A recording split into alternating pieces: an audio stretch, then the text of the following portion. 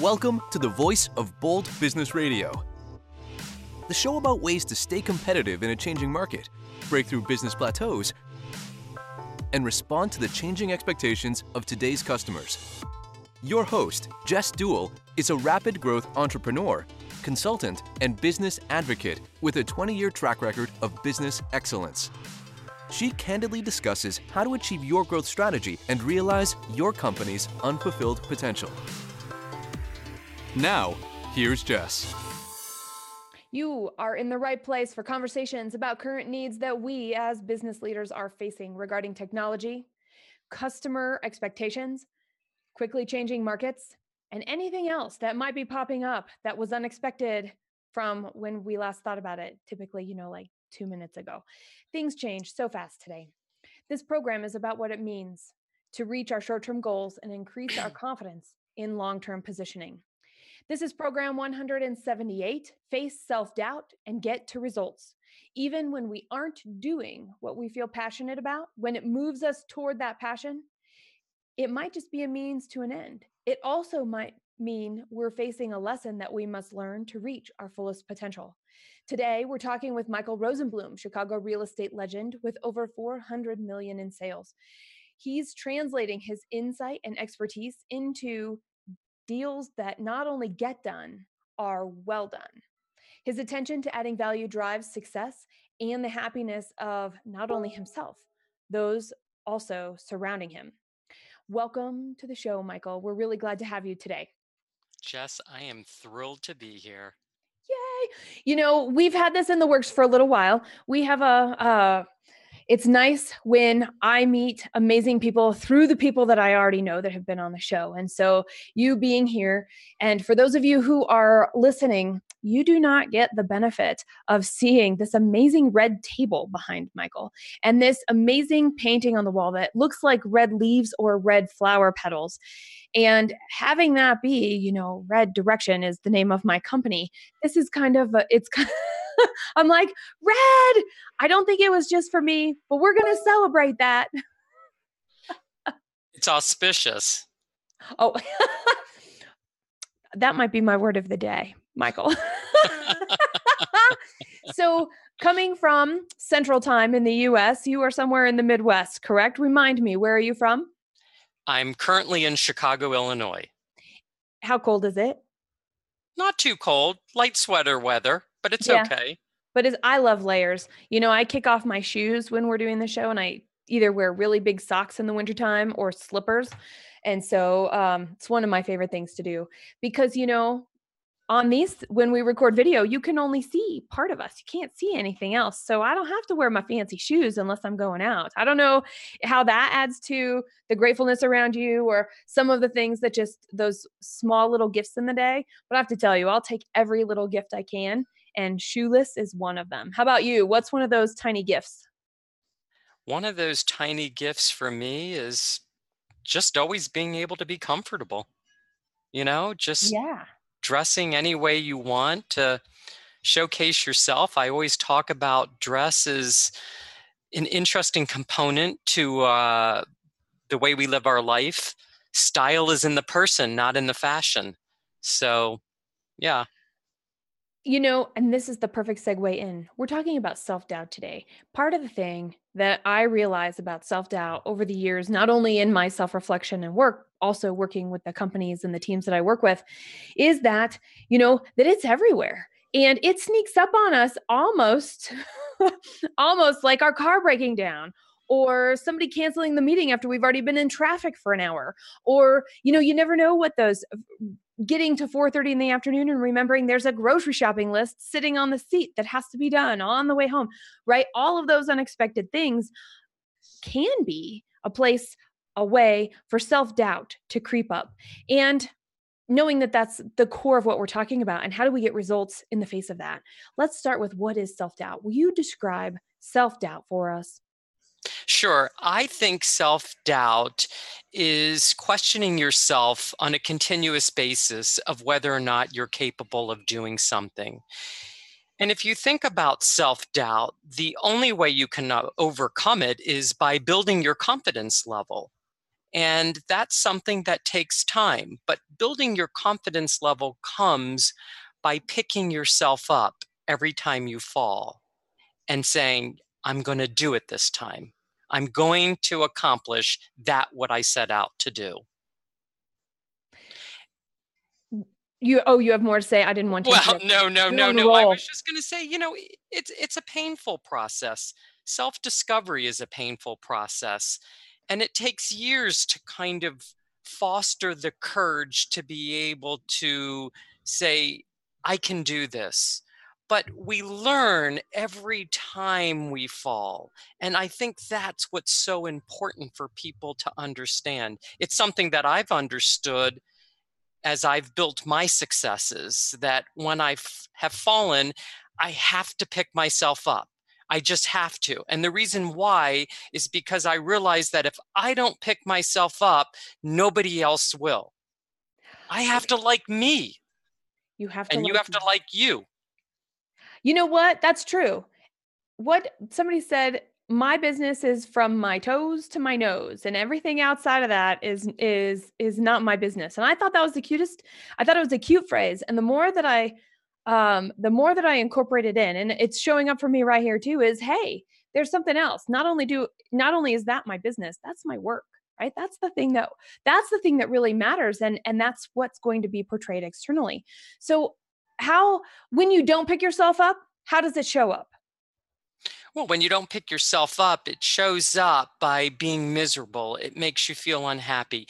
I think we should probably footnote a statement here, and that is, we are all creatures of the universe, and we are all special.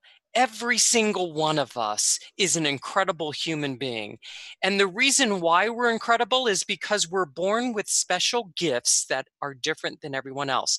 Like, some of us have a different looking nose. Some of us have a different shaped face. Some of us are tall. Some of us are short. Some of us are thin. Some of us are big. But the point is that these different characteristics that we own, which makes us look different, are very much the gifts that sort of navigate us through our journey. And it's the same thing.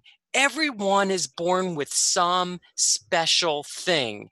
And it's that self-discovery period when you begin to realize what you're so great at, that it begins to foster success in so many different ways, which circles back to our idea of self-doubt and finding confidence. And we find that confidence and build that confidence based on these unique gifts that we actually have buried within ourselves. But it's interesting, and I don't want to be the most loquacious person here today, but I do want to say, buried within ourselves, no different than a diamond. If everyone thinks about a diamond, it's a chunk of rock, and it has to go through the hardest polish and the roughest cut. Or we could reverse that and say it has to go through the hardest cut and the roughest polish in order to shine to brilliance. And I think so too, the same with us as human beings, is that as we discover ourselves and we perfect ourselves, we begin to shine, and we create that mindset of happiness, which we absolutely deserve to live in. Wouldn't you agree, Jess? I would completely agree. And that said, it makes me think, okay, so everybody who's out there who's happy is going to be going, oh, that's right, you're singing to the choir, this is wonderful. And everybody out there who's having one of those days when they're listening to us, they're going to be like, me. How do I actually do that? I mean, I'm in a bad mood, or nothing ever goes right for me, or whatever. And I heard you say something that I think is incredibly profound, and it may show up in our conversation a couple of different ways. And you went to physical characteristics. We're all going to look different, and that's just one way that we can see the differences and the gifts. Now, once we get in our heart, it's harder to see the differences, because we're told, how do you get along? We're told, this is how you do this. This is how you do that. And that concept of self-worth is really shaped. The first part of our being alive, from early childhood to mid-adolescence, is shaped by everybody around us. And so let's say we've been shaped. We actually could be like, the super clearest, most amazing diamond that there is because of all of the piles and pressures and of what that has shown up for us, right? We have been polished. We have been pressurized. We are clear, yet nobody's found us to cut us and show our brilliance yet. And what I heard you say is that that's up to us. And so when it's up to us and we're in that place of what's something that you have found that we can do to start to shift that, to actually take this raw amazingness that is within us, even though it's kind of crusty and unshiny yet, you can't see the light shining through any facets, and start to sculpt it? Well, that's interesting. It's kind of like if you decide today you need to go to the grocery store and you're not going to walk, you're going to get in your car, right? Yeah. Okay, well, if you don't start your car, it certainly isn't going to move you to the grocery store. Okay, so it's the same thing in life. What we need to do is we need to initiate one small change within our daily pattern. For instance, let's say you have the same routine day in and day out, okay? You're going to the same places, you're interacting with the same people. Do one thing different. Maybe take a yoga class. You never know who you'll meet in that yoga class. Maybe you'll meet Mr. Right. Maybe you'll meet Mrs. Right. Maybe you'll meet somebody who connects you to a person who connects you to your next job or boss or something fabulous. The idea is we have to have continuous motion in order to be able to get to that brilliance and shine, kind of like the sun. It goes down at night, so the moon comes up, but then it rises the next day. It has for billions of years. It's no different than with us as people. As we journey through our lifespan, we have to initiate some sort of change or movement like the sun, which repositions itself constantly throughout the day while it's awake. And why should we be any different? And I think that's what's so important.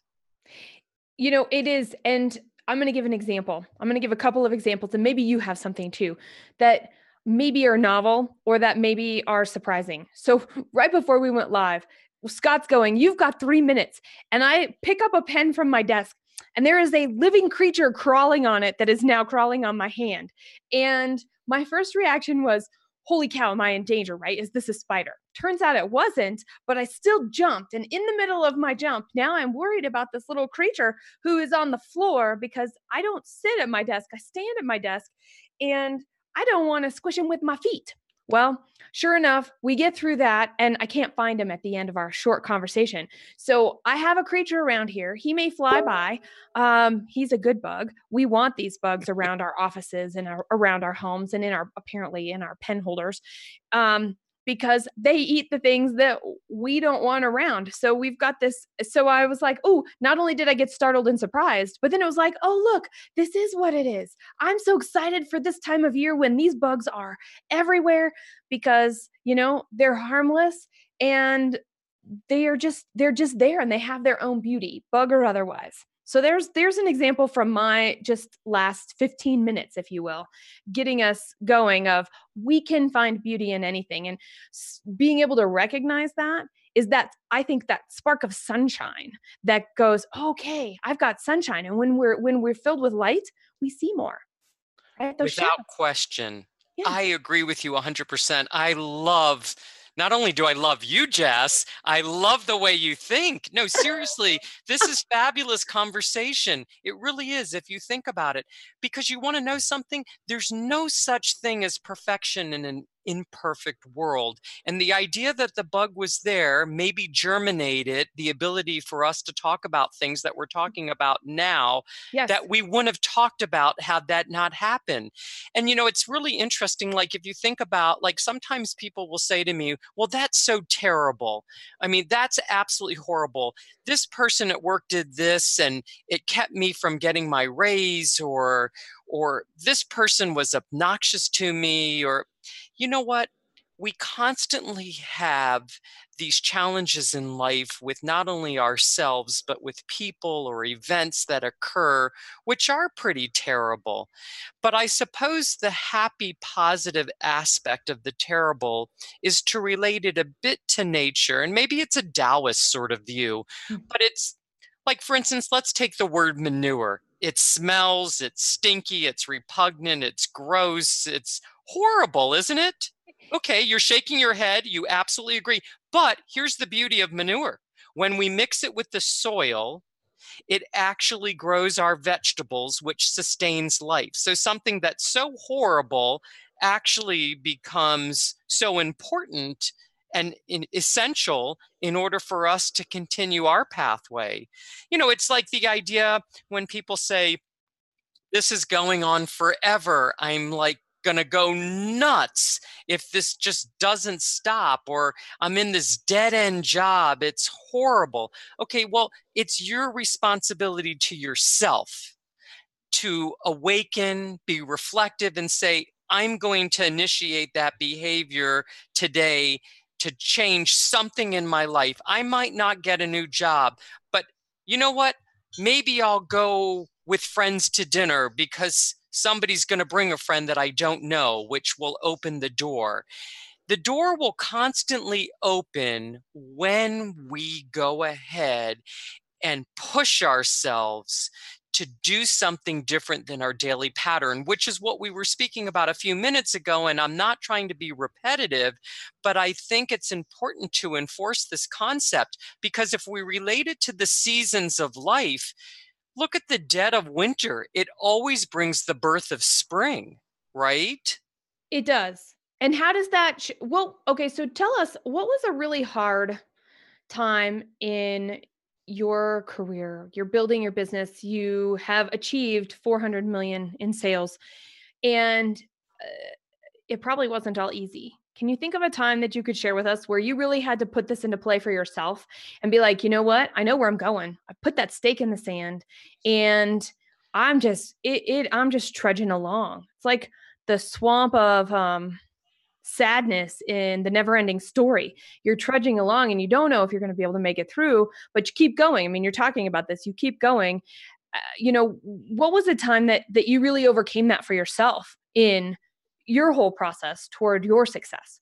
Well, actually, there's two examples. Actually, there's lots of examples, but I don't think people want to listen to me all day long, so I'll shorten it. But first of all, I love the word swamp, because if you think about it, like, think of swamp, like the most beautiful lilies grow in swamps, right? They So do. there's always something beautiful about something that's ugly. Okay. Hmm. That being said, two times, if you know, yes, I'm in real estate today. And in a past life, I was in media. I was in magazines and media sales. And one thing that I want to bring up is a time when I was making a company that I was working for in the media business a lot of money. I was bringing in huge amounts of business, and they didn't want to pay me. And I asked my boss repeatedly over probably a year and a half or maybe 2 years for a raise. And she said no. And then one day, we were scheduled to have a conversation, and I was out of town, so I called her from the airport. Those were the days when you had payphones in the airport. Remember that? Actually, it's not too long ago. It was It's in the not early that long 90s. ago. Right. Yeah. But that being said, I remember getting on the phone, and she didn't really want to have the conversation. And at that point, I said to her, you know what? I'm going to resign. And she said, you're what? I said, I'm going to quit. And when I get back, I will put the notice on your desk. And she said to me, what are you talking about? Do you have another job? You know, I said, no, but I have asked you multiple times, and you have never given me a good reason as to why you will not increase my salary, yet I am bringing in the company so much business. And what you're saying is that I'm not worth my salt, and that doesn't make me feel good. So I decided to quit. Now, I didn't have another job, but I had so much confidence at that moment while I was doing the phone call. Maybe it was an out-of-body experience, but I was listening to my inner self. And where I'm going with the story is that when I quit and hung up the phone and I was at an airport, about 5 minutes later, as I walked to the gate, I ran into a friend's friend who said to me, "Oh my God, you're Michael Rosenblum." I said, "I am." She said, "I'm Beth so-and-so." She said, "Our mutual friend Lisa." I said, "Right, how are you? It's great to see you." She said, "Well, what's going on?" I said, "Well, I just quit my job." She said, "Really? Do you have a new job?" I said, "No." But I said, "I know I will." She said, "Great." She had great status on the airlines and she was in first class. And she said, "Well, why don't you sit with me in first class?" And I said, "Well, Beth, I kind of quit my job. I don't think I have the money to buy a first class ticket." She said, "No, I'll upgrade you as my, partner, spouse, whatnot." So I said, "Terrific." So I flew home in first class, which was the first sign from the universe that I had made the right move. And I think it's important that when we make a change, that we not only listen to our inner self, but we look at the signs that are given around us, which are confirmation that we're on the right path. Mm-hmm. And the next day, as I started to call people, they were like, "Great." And you want to know something? I ended up getting job offers. Now the question is, Jess, why didn't I get the job offers when I was interviewing whilst at this job? You know why? Because the universe or whatever greater power, or maybe just my own self-doubt or self-confidence at this point said, "No, you will be rewarded after you take the initiative, after you take control of yourself and your own life. And until you take control of yourself and your life, you will not find that path of happiness. Instead, you will find the path of rocks, not charms." And so, Safety. Safety is yes. boring. What you're describing is anything and everything except boring. And the fact that the fact that you're bringing this up, the fact that you're talking about this actually ties into one of our live audience questions right now, Michael. Ryan used hashtag VBB radio, and he is asking, are there different types of confidence? I think there are. I think they're all different levels, but one of the most poisonous confidence level is when you become arrogant.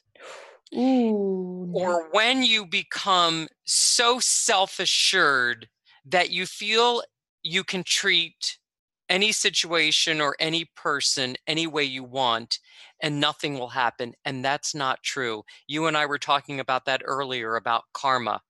There's a certain balance. It's actually quite fragile. It's the idea of like a thin thread. And the most fragile gift you give to another human being is your trust. And I think that in confidence, there is a level where you say, "I'm going to pay it forward. I'm going to treat others the way they would want me, the way I would want to be treated." So I think if you frame your level of confidence with that mindset and you don't become arrogant with your confidence, then you will always find the pathways to success guaranteed. I know I'm a living example of what I just said. And we're going to take a break because I want to hear that story. And we've got to stay right on time. So use hashtag VBB radio. You caught me at a place where I'm taking notes and it's time. So my brain is catching up to where we actually are time-wise. And join the conversation. And I'm going to say that one more time. Join the conversation using hashtag VBB radio. We'll be right back. You are listening to The Voice of Bold Business Radio. In every program, we share stories, tips, and concepts that benefit short-term goals and increase confidence in long-term positioning. For additional perspectives on your growth strategy, Jess Dewell is your business advisor and consultant. Go to voiceofboldbusiness.com and click the Find Out More button to get started. Now, back to Jess.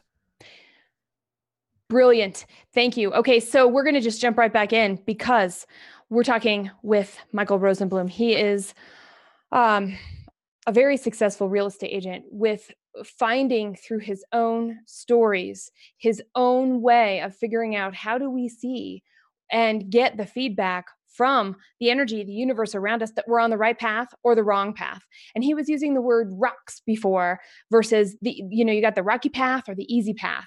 So when we add value, when we take control, when we're talking about confidence, not only can we have more happiness, that happiness creates a ripple. And that ripple is in these everyday moments. So I want to hear your living proof of your story of how something wasn't so nice and it turned out pretty amazing. Well, as we were talking about that one experience that happened in my life about not getting the job, it actually, I segued to a group of people where I got a tremendous opportunity, which really impacted me because it was a building block to take me to the next level. So in that position, I was able to meet certain people, which navigated me to begin eventually my own magazine. But, it's interesting because there are times, for instance, in the real estate business when we do not get a particular listing, or we get the listing and we find that the client we're working with isn't really interested in selling, or they have so much more knowledge than we do about the market, even though we do this day in and day out and we have a lot of transactions. And, selling real estate is a tough business because it's an emotionally charged and driven business, and it's someone's largest asset. And when you can't seem to get it sold at the price they want, they become sometimes very angry or very upset. And you have to sort of overcome that. And you can't take their frustration personally. And this is something interesting that my assistant and I talk about often, because sometimes people will call you up and they'll be yelling at you, or they'll be frustrated, or they'll be just mean, like the meanness comes out. And she'll say to me, "Why are we working with this person?" And I'll say to her, "Because you know what? They really don't mean to behave the way they are. They've gotten outside of themselves. They have forgotten the way that they're really treating us. They're really not a bad person. We have to look beyond what's creating their reaction." Jess, people are like mirrors. They reflect off one another. So for every negative, there's a positive. And so that being said, it's important. I'm going to pause a second. Is my microphone on? It is. Okay, sorry. For some That's reason, okay. my screen, you got to love modern technology, right? Too much information all the time. I know, you got all these lights blinking in the background. Sorry, Exactly. everyone. But the idea is that it takes a lot of, let's go back to confidence and say that the person isn't directing their anger at me. They're angry at the situation of not getting their house sold, or they're not getting what they want. And sometimes it takes a lot to go that extra mile or that extra step. But I have done that many times with clients. And guess what? Eventually they settle back down and they actually come to your side, which again is an incredible experience, because together, there's no I in the word team. Okay. Together, the team, me and the client, Alicia, the people that work with me, the team actually succeeds. And then they want to tell me, "You're amazing. I so am appreciative." And then what they do is they end up referring me to so many people. And And that's the greatest pleasure. That's more pleasurable than earning the commission, because, that's the true extent of what a marketing partner does, is that you always have suggestions and ideas of how to navigate a situation, which fosters more business. If you have that exchange of anger and you just end up selling their space or their house, and it's a disruptive relationship, they're never going to want to channel more business your way, which means that you've created the end based on their negative reaction. That was a bit long-winded, but I think you get the gist of it. I totally get the gist. And there are some nuggets that I want to pull out here. And the first is there's an emotional intelligence and recognizing other people's emotions, even if they're being thrown or spewed or fire hosed at us, they're not about us. And that's really hard, because going back to that conditioning that we may have, that diamond that we haven't uncovered within ourselves yet, it's easy to have that become a trigger. It's easy to allow other people's lack of awareness or lack of ability to communicate. And it's not that they can't communicate, because they're communicating very well in those moments where there's a lot of yelling and a lot of anger. However, it's at somebody instead of holding that mirror up and letting it bounce right back. So what's my part in this? And so what I hear you saying is not only that is it's not my problem. They're mad. I can still be here, be present, and be helpful. The other piece is, what is that? There's phrases about honey that are half coming to mind, right? Kill them with kindness, or something of the sort. Attract bees with honey, not something else, or something, right? Those types of things. Right. The old vinegar and honey situation. Yes. And I think that that's really apropos and important here, because the first thing that we can do, if I were to be so blatant, is to hold up a mirror to our emotions. Every emotion is okay. It's another thing we're not told. We're told is we're not supposed to be mad. We're not supposed to be angry. We're not supposed to be overly excited. We're not supposed to be. Here's what we are supposed to be. And, that just keeps our brilliance hidden even that much longer. And that's one of the things I am taking away, and that's coming up for me as I'm listening to you, Michael, is that we fitting in and belonging is one thing. Being ourselves and being able to do it in a way filled with gratitude, and I'm even going to use the word positivity here, allows other people to have a safe space that creates trust. And so the last then nugget of the story that you just told to me was, by being able to recognize, those emotions, and being able to help your team recognize and go with the fact that those emotions are directed at us, but they're not about us. And being able to hold that space, because now there's more trust. There's trust I can be who I am. There's trust that I am safe here. And once that kind of trust is established, usually through something that's a little more hostile, then what happens? Anything becomes possible. They understand that you've been on their side the whole time. They know that you have their best interest. And I'm thinking about some of my bosses early in my career, right? Where I hit the end of my rope and that was the end of it. And I would get mad, and I'd get super mad. And then I realized, hindsight being 2020, is there was no reason to get mad. They were protecting me from making really big mistakes or treading into territory that I wasn't going to be as successful in. And so what I saw as, hey, stop that, was hey, go this way instead.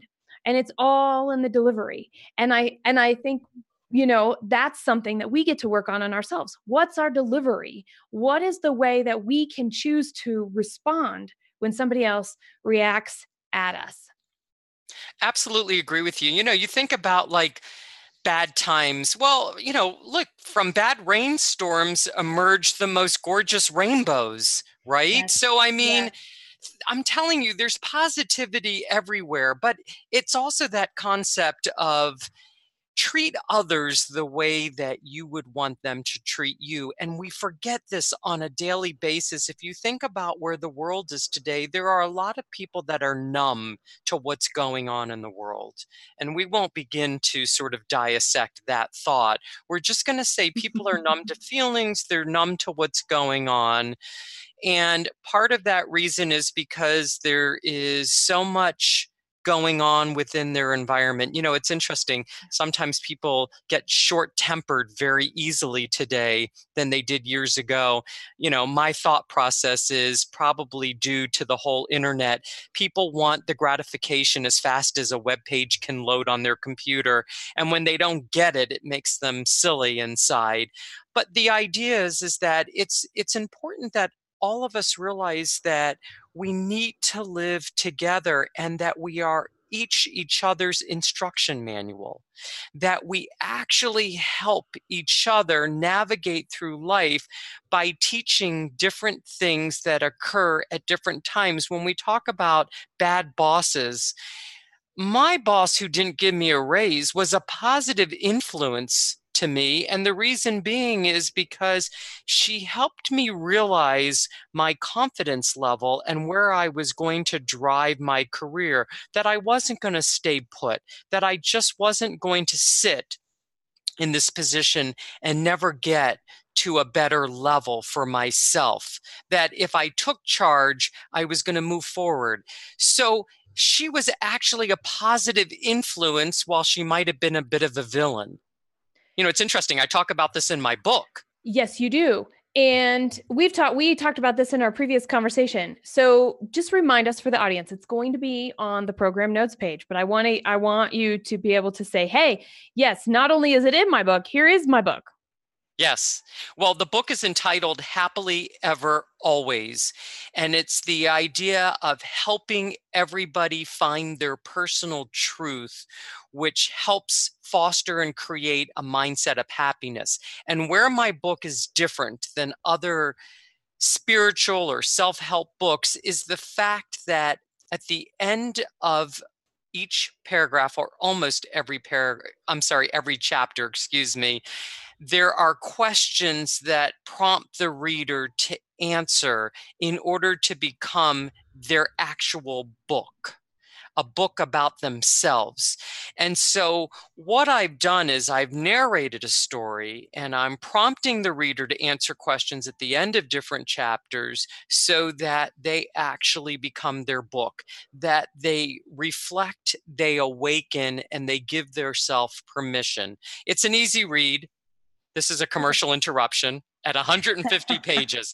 But, you know, interesting, a few weeks ago, it hit #1 bestseller on Amazon in the spirituality category, which I am just so humbled. That is so humbled. Amazing. Well, and it says a lot. It says a lot then about the usefulness that your readers are taking away. And not only does it give permission to be who you are, to write your own book, it also sounds like it gives you permission to not know the ending yet. Correct. Right? And I talk about that in the book, right? Yeah. I talk about I don't have a conclusion. I have a segue. Yeah. We're all learning. Yeah. We're constantly learning. Nobody has all the answers. Nobody was born with an instruction manual when they came out of the womb. It wasn't tied around your head or your neck. Nope.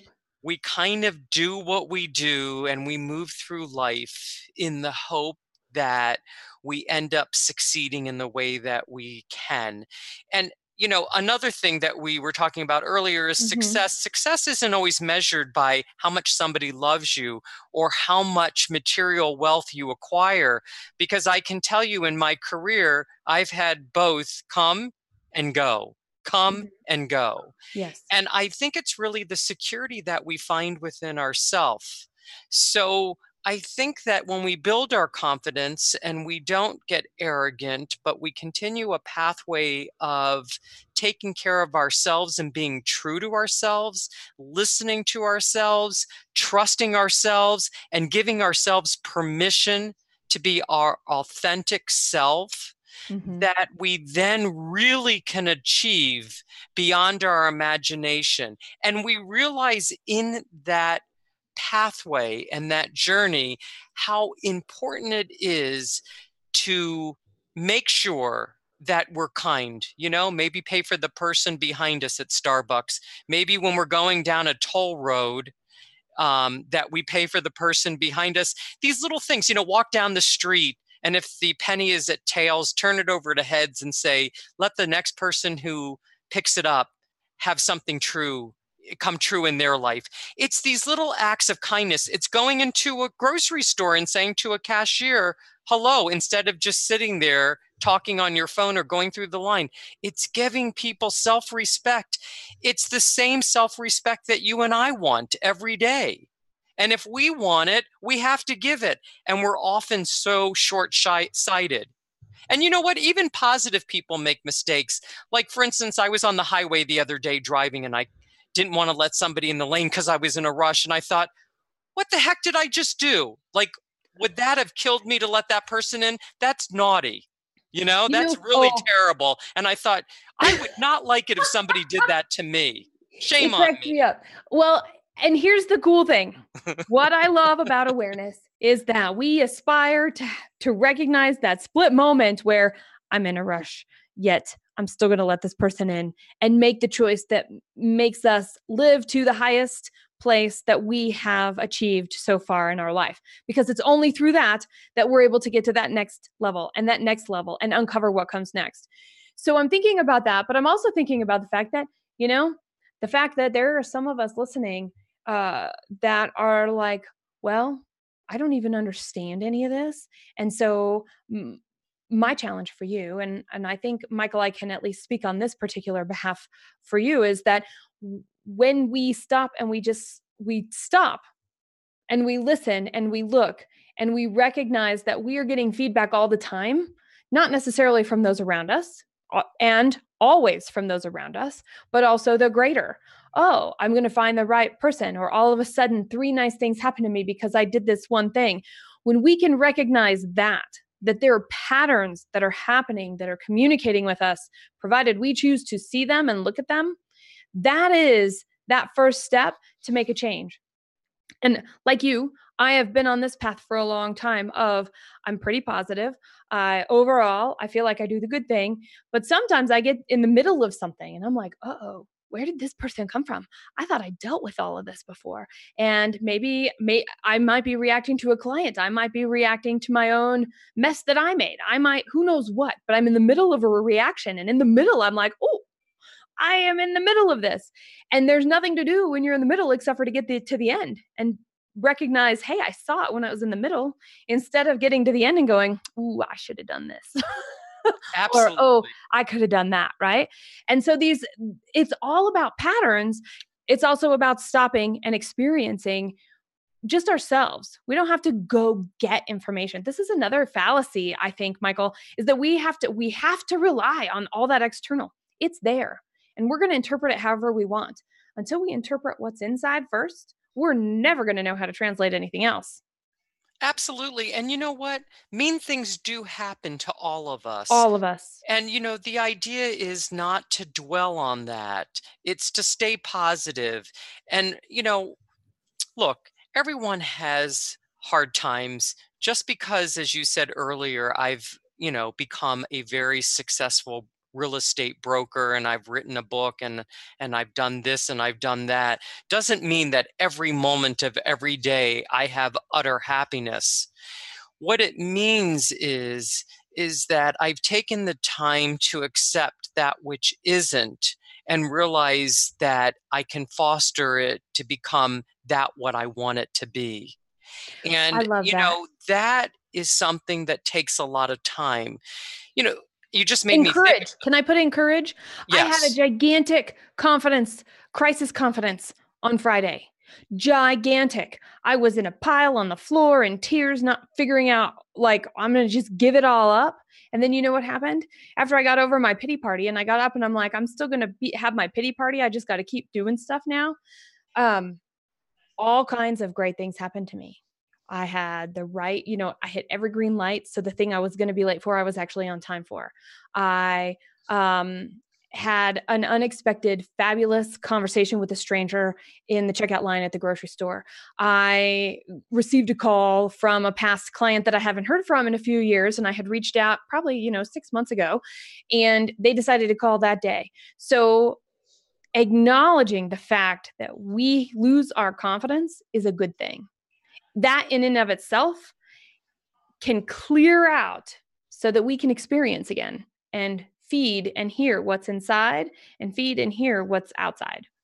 Absolutely. And it's interesting because we talk about the fact of our confidence and being careful not to become arrogant. And you want to know something? We all do become arrogant at times, even when we don't want to be. And guess what? Then something happens and we say, God, why did that happen? Yeah. Hello, that's kind of a sign saying, hey, step back in line, Mr. or Mrs. Right. I mean, you need to think about your positioning. You're getting a little bit too big for your britches. So it's interesting how things happen to us. But it's interesting because, look, we have to believe that we're not put on this earth to be miserable.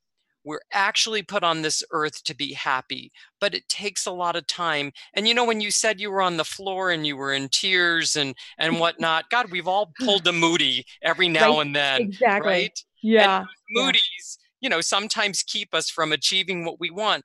But I suppose if you said to me, Michael, what do you do when you're pulling a Moody or when you're having a little bit of a fit or whatnot? What I do is I realize that, gosh, after that terrible rainstorm, the sun comes out. It always has. As I said earlier, after the rainstorm, the rainbow emerges. I think we just need to train ourselves with these little sort of positive affirmations to say, it's okay. It's all good.